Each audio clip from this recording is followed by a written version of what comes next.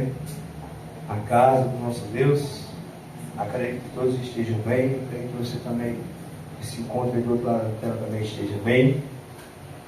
Hoje nós vamos falar sobre os 2 convites de Jesus. Alguém aqui já recebeu algum convite? Ou gosta de receber convite? Sei lá, aniversário, casamento, alguma festa, algo do tipo. E aí? É bom, né? É bom? Quando vocês recebem, né, vocês se sentem valorizados, não é isso? Algum reconhecimento por parte da outra pessoa.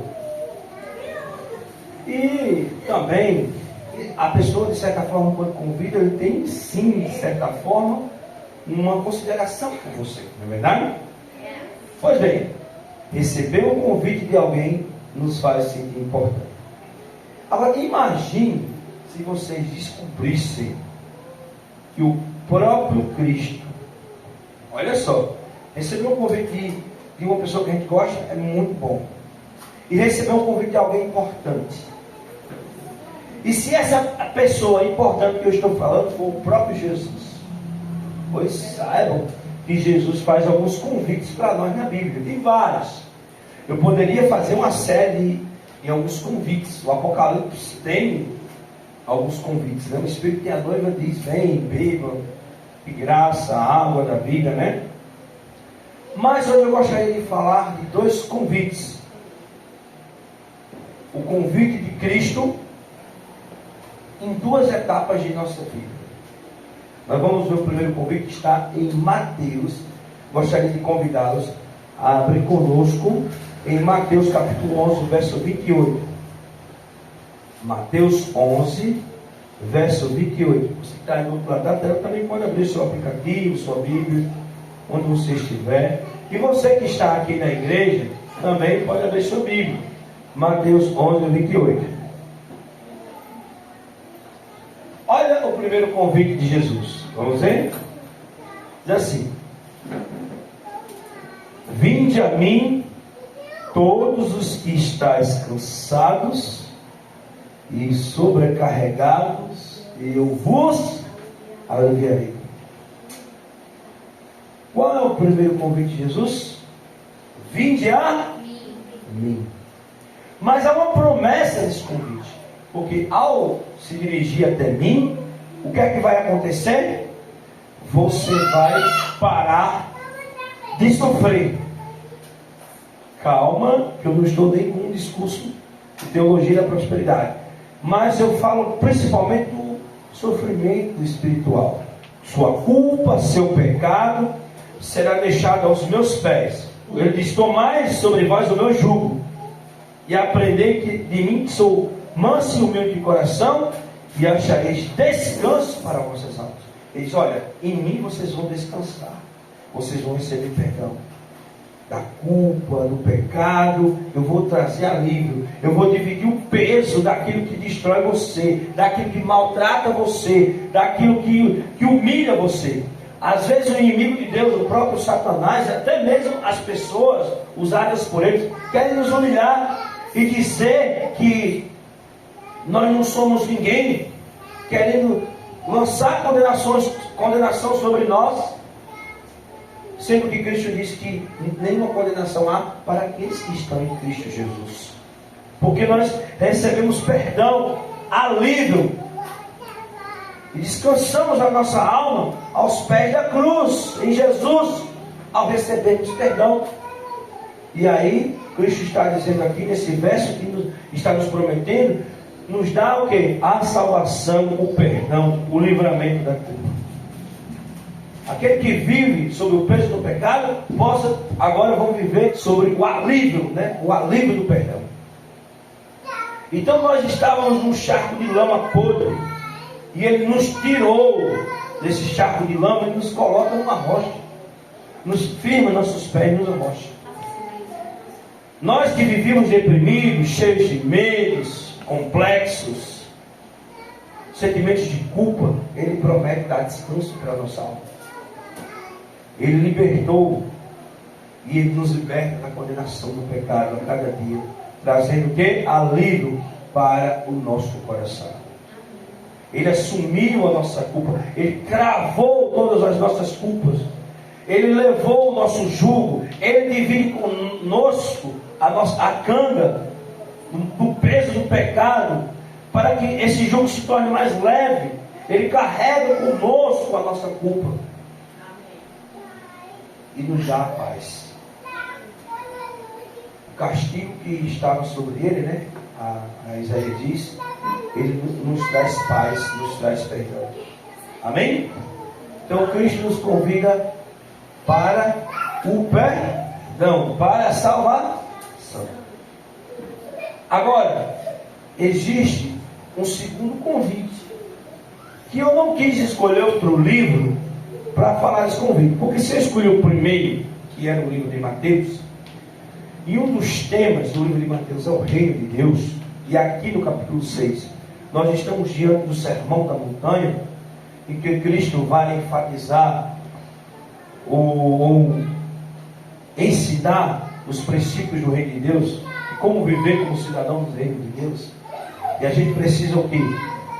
Primeiramente aliviar-se do nosso pecado, deixar as nossas culpas, os nossos traumas aos seus pés e descansar nele. Mas no livro de Mateus, já no final, ao falar para os seus discípulos novamente na grande comissão, Mateus capítulo 28, e também a gente também pode reforçar depois no livro de Marcos, mas vamos ler aqui Mateus capítulo 28, por favor, vocês podem abrir comigo.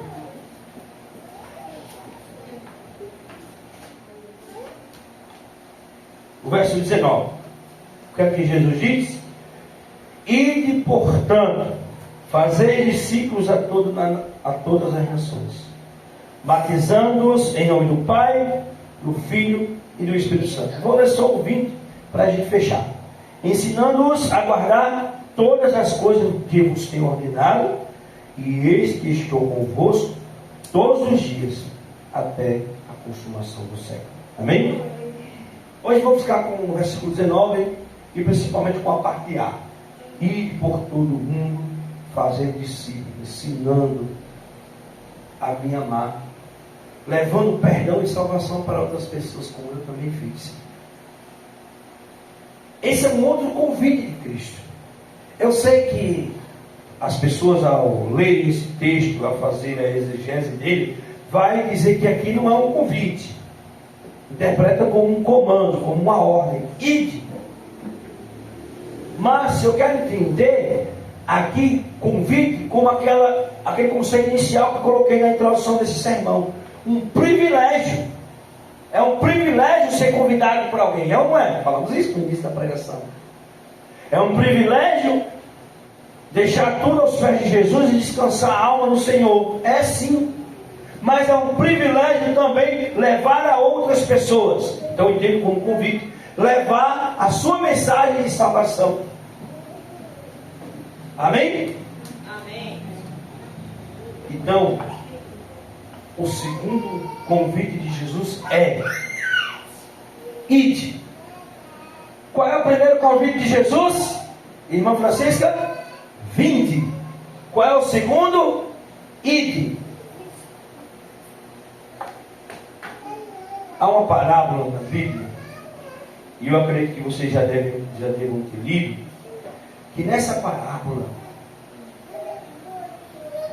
Jesus faz uma cura, um milagre na vida de um homem e diz assim: não vá dizer a ninguém.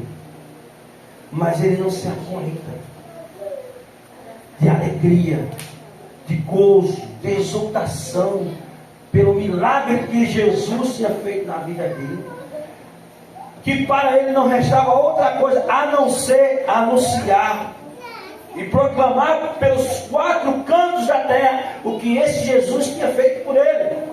Então, quando nós recebemos perdão de Deus, quando somos livrados quando Deus nos livra da culpa, ou quando nós somos livrados da culpa, recebemos perdão, conforto, e a nossa alma descansa na paz, no perdão e na salvação de Cristo, Não existe outra coisa a fazer a não ser proclamar pelos 4 cantos o que Jesus fez por nós, fez por mim. Amém? Amém. E eu era pobre, desgarrado, ovelha perdida. Vivia num charco de lama no fundo do poço. Ele me tirou de lá, me firmou os pés. Isso é milagre, o maior milagre do ser humano é o perdão. Vivia na sarjeta, vivia na lama. Pensa aí na história do filho mais novo da parábola, né? Que a gente conhece como a parábola do filho pródigo. Lembra-se do filho mais novo que se encontrava ali naquele estado de putrefação, ao ponto de ele estar ali se alimentando com as comidas dos porcos, ao ponto de ele estar ali sujo de lama de porco. E ali Deus tira, reintegra ele ao seio da família, coloca a aliança. Agora vamos dar uma festa. Você acha que aquele filho ficou calado? Ou ele proclamou, ele adorou o pai, dizendo que o pai dele era bom, e anunciou que a sua misericórdia dura para sempre? Porque nós estamos aqui na igreja para anunciar que a sua misericórdia dura para sempre, para dizer, para exaltar e proclamar para os 4 cantos dessa terra, desta vizinhança, que Jesus é bom. Ele é bom, Ele é misericordioso. Nele há perdão, há salvação. Então, o segundo convite é o convite que Jesus nos faz para sermos um mensageiro, um anunciador de boas novas. Aí tem a ideia de evangelho. O que é evangelho? É anunciar as boas novas. Boas novas é evangelho, coisas boas. É um privilégio. Eu não entendo como ordem, eu entendo como convite, porque é um privilégio. Ele poderia ter convidado os anjos, mas ele nos considerou mais especiais que os anjos, porque talvez os anjos não passaram pelo estado de pecado, não reconheceram um pior drama da sua vida. Ele sabe que nós já passamos por isso, e que nós somos aqueles capazes de anunciar para as pessoas, ou revelar para as pessoas, um estado de antes e de um estado de agora. O que eu era e o que eu sou. Eu era pecador. Tem uma música que fala isso, né? Acho que é de Marcos Antônio. E agora eu sou uma pessoa regenerada. Ele fez um milagre em mim. Ele mudou a minha vida completamente. Então ele nos convida a ser um mensageiro. Então ele nos convida o quê? A proclamar aos 4 cantos da terra que ele vai voltar. A proclamar que ele nos ama, que ele nos resgatou. Isso a missão poderia ter dado aos anjos, não é? Mas ele escolheu nós pecadores. E a gente pode dizer, mas eu não sou digno. Mas eu estou aqui. Eis-me aqui. Usa-me, Senhor, como foi cantado aqui essa noite. Eu permito ser usado por ti, da maneira que o Senhor quer. Quando Jesus nos chama para vir, Ele também nos convida a ir. Aí aquele que também se encontra no mesmo estado de tristeza que nós, de dor, de desesperança, que está na sarjeta, que está nas calçadas, que está nos presídios, que está nos hospitais, ide. Aqueles que viviam uma vida de pecado, de luta, e que são transformados, regenerados pela palavra de Deus, pelo perdão de Cristo, a eles são colocadas novas pessoas também, para levar esse perdão àqueles também que precisam desse perdão. Nós não podemos ser egoístas e dizer, esse perdão é só para mim. Mas como eu disse, aquele homem da parábola, ele ao receber a cura de Jesus, ele não se aguentou. Ele coçou a língua, ele coçou os pés, né? Bem-aventurados aqueles que têm os pés, né? Para anunciar as boas novas. Fizemos até uma lição bíblica que falava sobre isso. Quão formosos os pés são os pés daquele que anunciam as boas novas. Então os nossos pés comicham, a nossa boca também, para o quê? Para anunciar e proclamar as verdades do Senhor. Amém? Amém. Então nós temos um compromisso então com a missão. E para nós, como eu já disse, é uma honra fazer parte dessa missão que Ele nos confiou. Alguém pode até dizer, mas eu não tenho capacidade. Não é uma questão de capacidade isso. Isso é só para os pastores, para os pregadores, para as pessoas que têm instrução, para as pessoas que sabem, conhecem a palavra. Não. Porque falar de Jesus é muito fácil. Porque você sabe, de uma forma ou de outra, eu fiz isso que Jesus fez com você na sua vida. Quem você era, quem você é agora. Então você pode dizer sim, isso para outras pessoas. Às vezes na sua sala de aula, às vezes no seu contexto familiar, às vezes no seu contexto de trabalho, você pode falar de Jesus. Por mais que o diabo queira colocar isso na sua cabeça, você não é digno, você não pode. Não, eu não posso, eu não sou digno. Por não ser digno e Ele me receber no seu reino, me convidar para a festa das grandes bodas do Cordeiro, né? Porque também esse é o convite final. Até pensei agora em fazer uma série sobre convite, né? Ele fazendo isso, Ele fazendo esse convite para nós, eu me sinto privilegiado e por isso vou dizer o quanto esse Senhor, Ele é bom, Ele é misericordioso. Eu vou anunciar a sua bondade. Então não é só pastor, irmãos. Porque a salvação de alguém, ou a perdição de alguém depende de você. A vida destruída de uma pessoa depende muitas vezes de você ir lá e levar uma palavra de salvação e de perdão para ele. Ninguém está isento desse convite. De proclamar, de anunciar esse Jesus, esse Senhor. De anunciar esse perdão. E repito, é um privilégio. Porque essa é uma missão que Deus poderia ter dado aos anjos, mas não deu. Ele nos confiou. Que privilégio. Que convite Ele nos faz de levar as boas novas, conformar os pés daqueles que anunciam as boas novas. Todos têm esse privilégio. Eles sabem que quem realmente sentiu verdadeiramente o perdão de Deus é o único capaz de poder também transmitir. Só quem sentiu é que pode transmitir esse sentimento. A gente estava meditando essa semana sobre o livro, sobre o rei Salomão, escrevendo Eclesiastes, Provérbios, livros muito reflexivos. E eu estava pensando, só alguém que viveu o que Salomão viveu é que poderia escrever as coisas que ele escreveu. Amém? Porque ele viveu, passou por aqui. Então só alguém que sentiu o perdão de Deus, a transformação de Deus, a paz de Jesus completa de sua alma, do seu perdão, é que pode falar do seu perdão. Como é que um anjo vai falar de perdão se ele nunca caiu? Eu fui regenerado e foi salvo por Cristo. Só nós, porque sentimos isso, somos capazes de dizer o que é o milagre do perdão em nossas vidas. Então que Deus nos abençoe, para que nós possamos proclamar dos quatro cantos o Evangelho do Senhor. Ah, mas eu não sei me expressar. Lembre-se, já disse e repito, existem muitas maneiras da gente falar de Jesus para outra pessoa. E o nosso testemunho é uma delas. As pessoas têm que ver em nós que somos pessoas perdoadas, transformadas. Nós devemos ser uma porta de entrada para os incrédulos.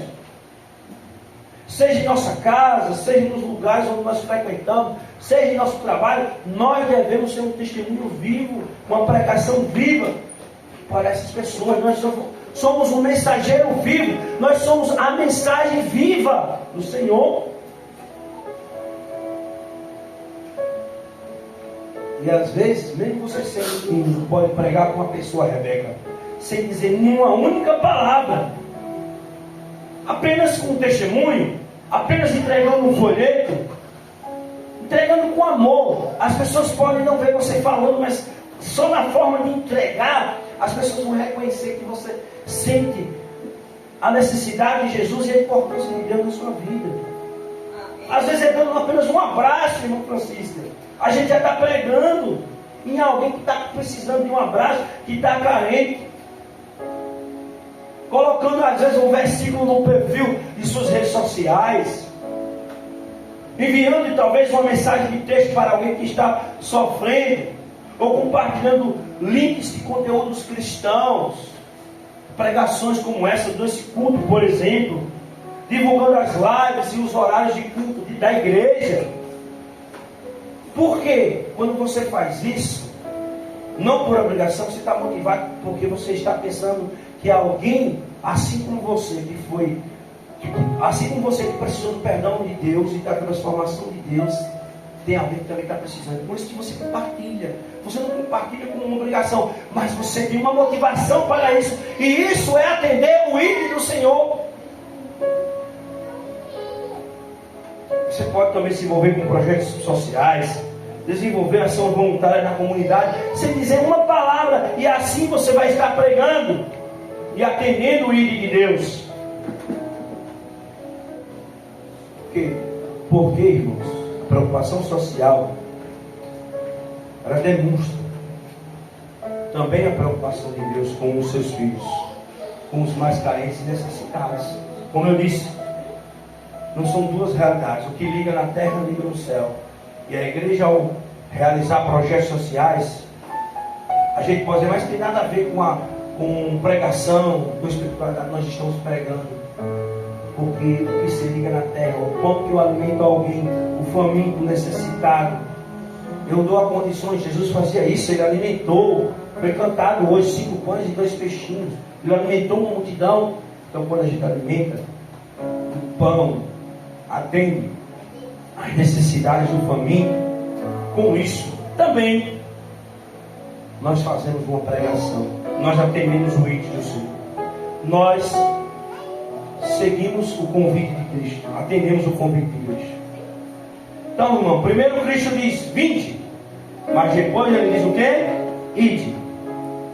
E se você é uma pessoa salva e remida por Cristo, e já aceitou o primeiro convite de Jesus, de salvação e de perdão, você hoje está convidado a sair da sua zona de conforto e ir em busca daqueles que ainda continuam perdidos. Hoje é uma pregação que convida você para uma missão. Olha, todo domingo tem culto. Quantas pessoas estão perdendo a oportunidade de ouvir uma palavra como essa, de ouvir uns louvores como esse que nós cantamos aqui? Você tem que convidar as pessoas. E às vezes você tem até influência e no convívio. Na sua escola, Jaiane, você tem que convidar as suas amiguinhas. Se você é uma pessoa influente no seu trabalho, na vizinhança, faz amizade com facilidade, não pode esquecer da quantidade de pessoas que podem se aproximar de Cristo por meio do seu testemunho, do seu exemplo e por meio da pregação. Então seja uma mensagem para essa pessoa, onde você estiver. Seja um convite para as pessoas. Convide elas por meio do seu exemplo. Dê testemunho de sua fé. Seja fiel a Deus. Sua vida e seu testemunho devem também convidar aqueles que estão distantes do Salvador. E como disse um grande pregador, se precisar, use as palavras também. Fale, se precisar. Mas eu estou dizendo aqui que não precisa, para atender o ídolo do Senhor, falar, ter instrução. Nós podemos fazer isso pelo exemplo, pelo testemunho, pelo convite. Mas se precisar, fale, use as palavras. Existem várias maneiras de pregar o Evangelho, então. Seja um ombro para aquele que chora, dê um abraço àquele que está precisando, empreste os seus ouvidos para alguém que está precisando ser ouvido, e leve sempre uma palavra amiga quando você puder. Convide ele para vir o culto. Mostre a programação da igreja para ele. Divulga a programação da igreja para ele. Ofereça estudo da Bíblia, mas eu não sei dar. Mas pode ter alguém que saiba dar. Mas faça isso. Esse será o atender do ídolo do Senhor. Você recebeu perdão e salvação. Você se sente uma pessoa remida e lavada pelo sangue de Jesus esta noite. Então, se você se sente assim, vá até outras pessoas que precisam também desse perdão. Você era uma pessoa que se sentia culpada, triste, deprimida, sem paz, sem o perdão de Deus, com um sentimento de culpa, e hoje não é mais assim. Então, vá até aquelas pessoas que também se sentem dessa maneira e leve o perdão de Deus. Ajude-as a descansar no Senhor também, a descansar no seu perdão. Amém. Deus abençoe a todos. Uma boa noite, na paz e na graça do Senhor.